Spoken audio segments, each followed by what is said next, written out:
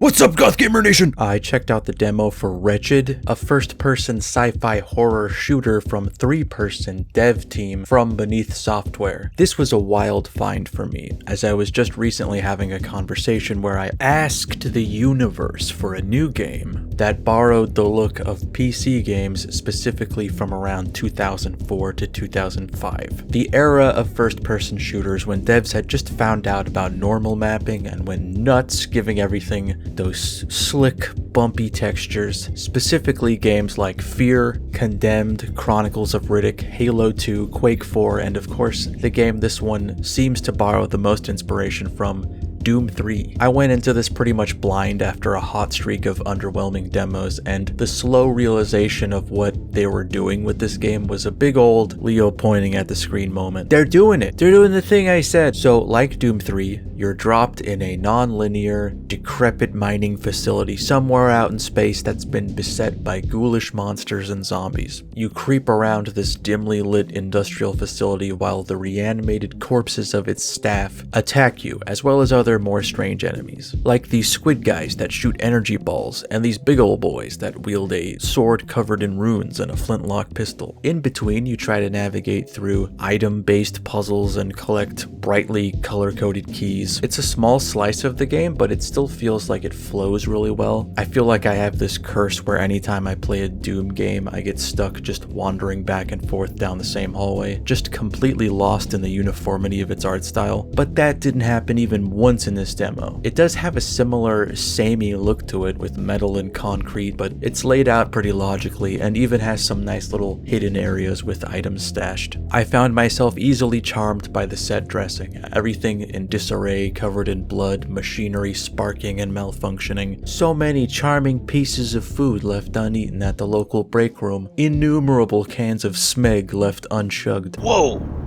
What happened to you? You alright there, buddy? Me when I get that Eldritch Taco Bell. Is that something?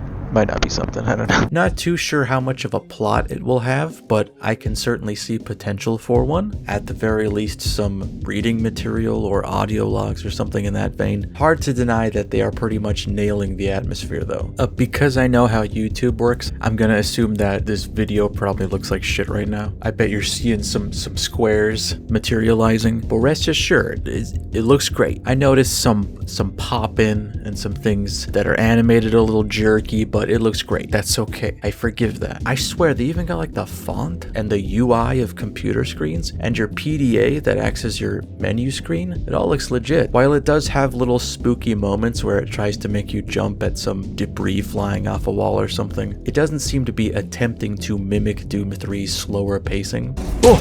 What are you? Combat can be pretty frantic and require you to move around a lot. There's far less groping around in the dark with the world's worst keychain flashlight. In fact, there's no flashlight. Some areas are just dark and you just gotta deal with that. Sometimes I'd confidently stroll up to an enemy and blow their head off, only to hear several others become aggroed and make their way towards me, which was pretty stressful. I think all the weapons feel good and look good. None of them are as controversial as some of the weapons in Doom 3, and in general, the fact that the thing I wanted to see done is being done is like carrying the experience a lot, so I may be temporarily blinded by that. It's in revisiting that era though that you may butt up against aspects of it that are maybe outdated, and it might not have hurt to address them with the wisdom of the future, like the absence of a quick save or checkpoint system, no map, or not being able to aim down sights. But I'm sure the devs put a decent amount of thought into this, into what you keep to maintain a tense horror experience that honors other games,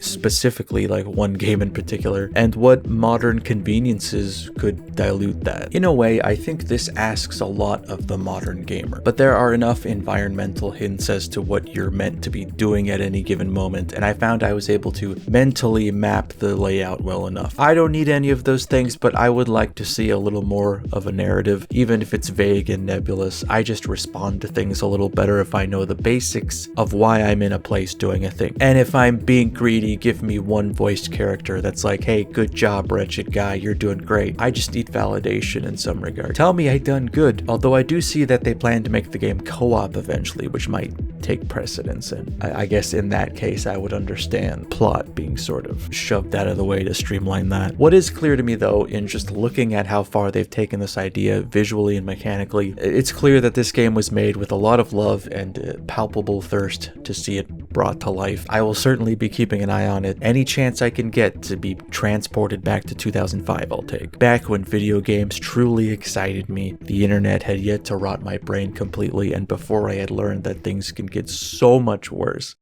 Anyway, enjoy the rest of Next Fest.